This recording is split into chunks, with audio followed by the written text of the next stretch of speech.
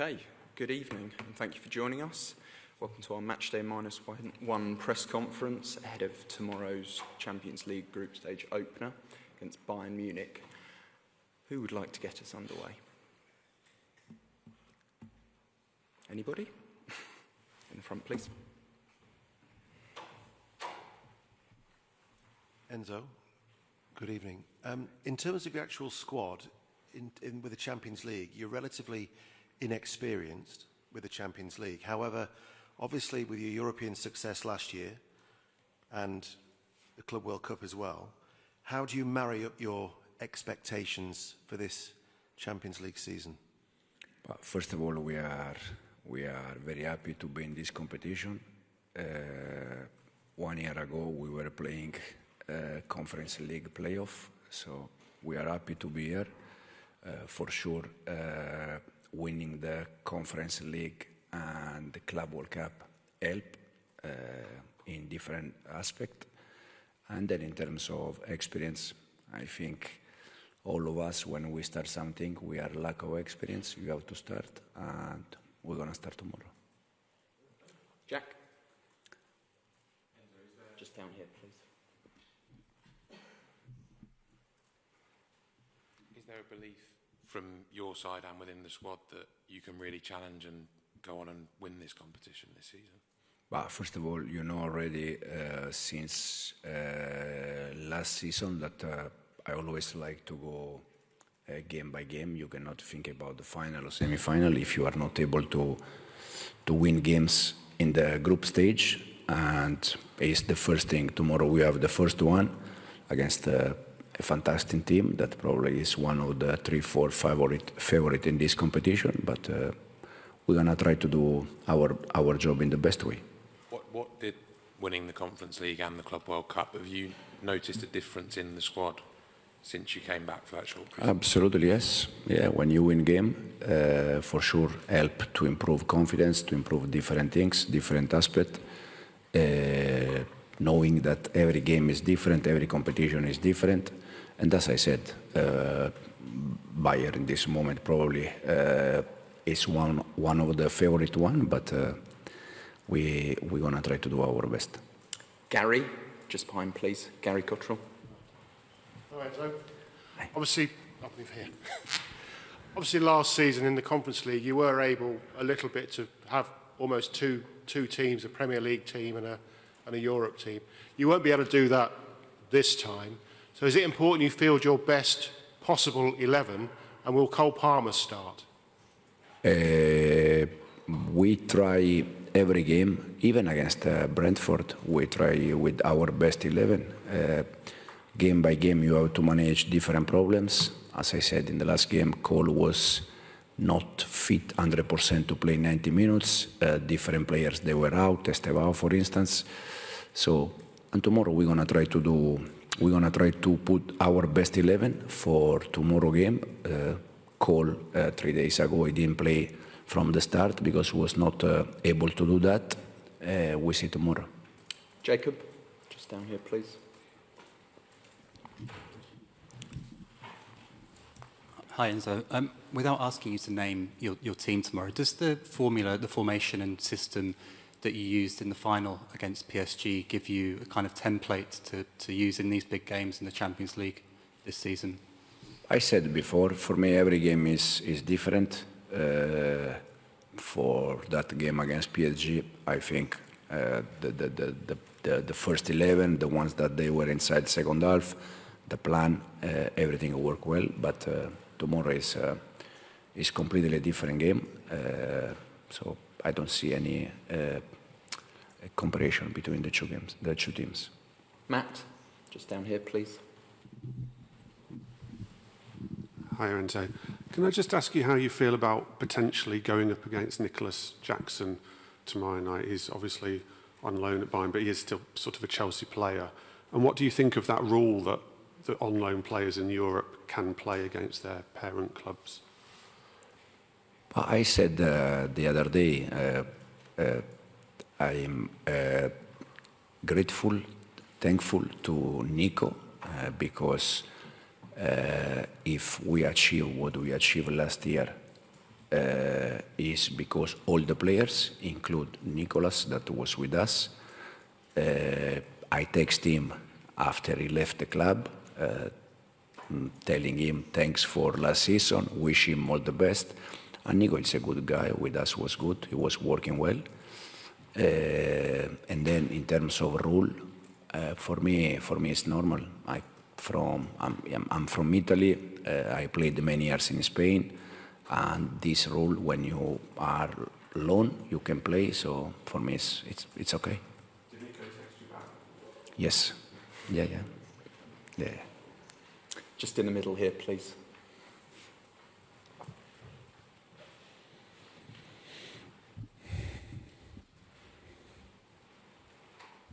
Hi, Mr. Maresca.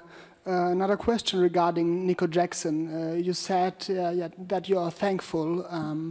Could you explain why you didn't count on him for this new season, and why you decided to let him join Bayern?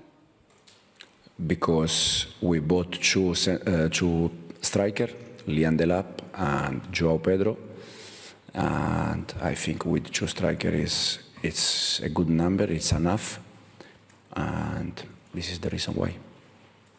Kieran, just down here, please. The white T-shirt. Hi Enzo, how are you? You used Philip Jorgensen in Europe last season. Are you willing to tell us which goal are you going to go with in the Champions League this season and explain the reason and why? Tomorrow Robbie will start, but for sure with the amount of games that we have, Philip is going to play games in the Premier League, in the Champions League, in the FA Cup, in the Carabao. We have so many games that for sure Robert cannot play all of them. Nizar, just down the bottom here, please. Enzo, you did a great job rotating your squad last season, but is it a bit different when you're rotating your squad now? It's the Champions League because the level is so much higher, and is that a personal challenge for you this season? Is success and failure going to be dependent on how well you do that in all the competitions? It helps a lot if you are able to rotate players, especially probably at the beginning of the season. Okay, you can probably go with the same, and then it's a long season, many games, so I think you have to do that because you have also saved players, avoid injury, but it's something that is dictated game by game. It's not something that you can plan, because probably you plan something and then any problem or any injury is not possible. So we're gonna try to rotate player, knowing that as you said, the Champions League is a bit different from last season competition. And one in the middle here, please.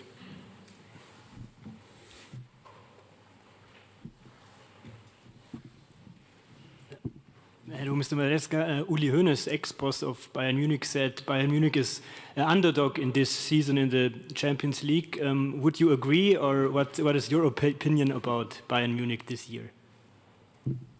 I think Bayern Munich it's a team that already showed last year that they are very close, and they can compete in this competition, try to win this competition. This is my personal view. I see them together with 3-4 more clubs, like the favorite one for this competition, but it's my personal view. Simon, just in the front here, please.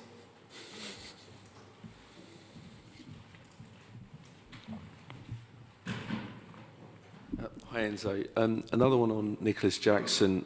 Vincent Kompany earlier said that he has had a conversation with Nicolas about the way Chelsea play. Obviously, he knows the way you like to set things up and the tactics and so on. Is there any concern that Nicolas can obviously give Bayern the lowdown? And secondly, just to confirm that your relationship with Jackson is good, because there's been some quotes out there today that perhaps it's not the best relationship. Me with Nico? Yeah. Anyway, me personally, I don't have any I didn't have any kind of problem with Nico, and I don't have any problem with Nico. Again, it's a good guy, good professional, work well with us, and that's it. And then the other question, probably can be a small advantage because, you know, he can ask Nico the way we work, the way we try to prepare game. At the end, Nico was with us for one entire season, so he knows exactly the way we approach games. But at the end, we see anyway. Okay, if there's no more questions, we'll end it there. Thank you.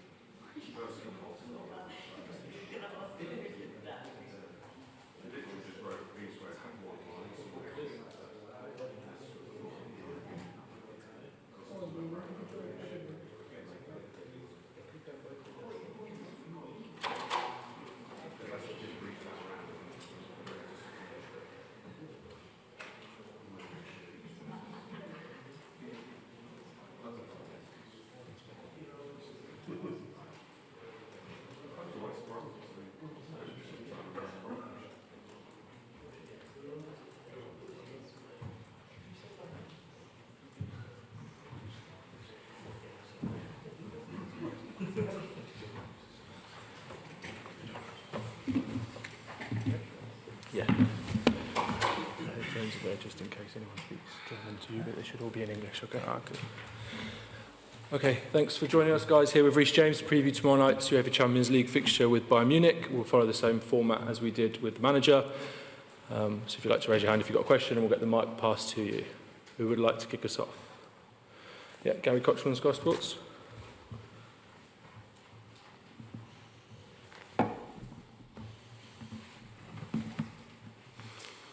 Reese, hello, thanks for your time.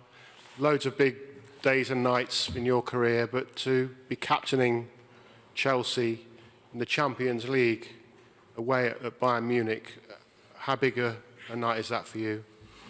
No, it's a great night for me, something I've dreamt of, since a little boy playing in this competition. And then to captain him and walk out at such a historic stadium tomorrow is an amazing feeling. Yeah, Matt, down the front.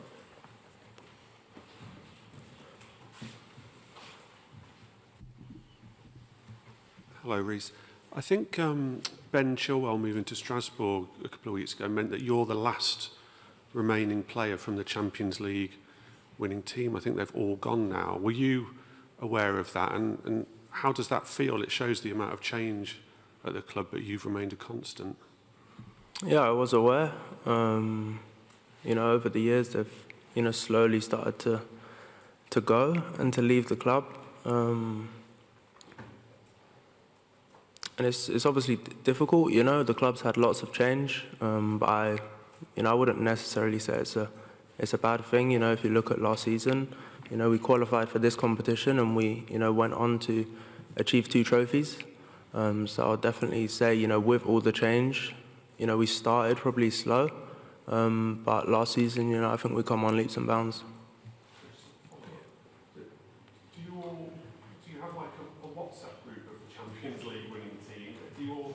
Something special that ties you together to keep in touch or anything? No, there's no WhatsApp group, but it's always special when we cross paths and see each other. Simon, back down the front. Sorry.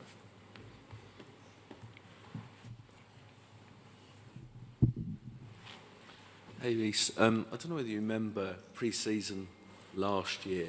You were asked a question right near the end of a press conference out in America, what your goal for the season was, and you replied to stay on the pitch. I think it was in reference to your injury issues, possibly. Just wondering what your goal for the season is this year. Is it the same, or is it something different? No, I wouldn't say my goal is the same. I've been on the pitch a while now. I'm feeling good. I'm feeling strong. And no, we want to compete at the highest level, and compete in the Premier League for all the, domestic trophies and, the Champions League as well. And I believe we have a super strong team, and, that will be our targets this season. Nizar? Back down the front. Hi, Reese. I wanted to ask you how strange or interesting is it going to be facing Nicholas Jackson again? He might be kind of directly up against you at times as well. So how will that feel, and what kind of player was he for Chelsea, and what kind of player will he be for Bayern? I know Nicholas, really well. He's an amazing player. Playing against him will be tough, but on the other hand, it will also help me out. I kind of know how he plays. Jacob. Hi, Reese. Given what you did in the final against PSG, do you think that this team is capable of doing what you did back in 2021 and win this competition? No, I think it's the start of a new season. It's still early, but no, I have no doubts in the club and the team's ability to go on to compete against the best teams in Europe and in the world. And we will take that, week by week, game by game, and see where we come, the end of the season. Jack. Just going back to Matt's point about 2021 and you being the last remaining player from that squad, what can you pass on to this group, and what experiences or moments from that campaign can you take to help in this one? No, I think there was probably more to take in the campaigns which we got knocked out in you know, last 16, last 8. You know, I find you learn more when you don't come out on top. You know, I played against these in 2019, I think, or 2020, and you know, they destroyed us, in other words. And you know, days like that we learn a lot, and you know, nights like that will help me, you know, going into tomorrow's game. Final one with Tom at the front. Just following up on Nicholas, were you surprised to see him leave this summer, and do you think he's been missed or will be missed?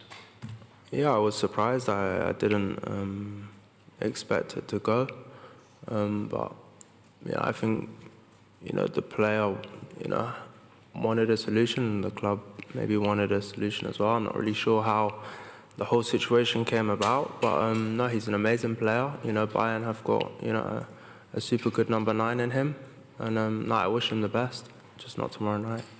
Perfect. Thanks all. Thank you.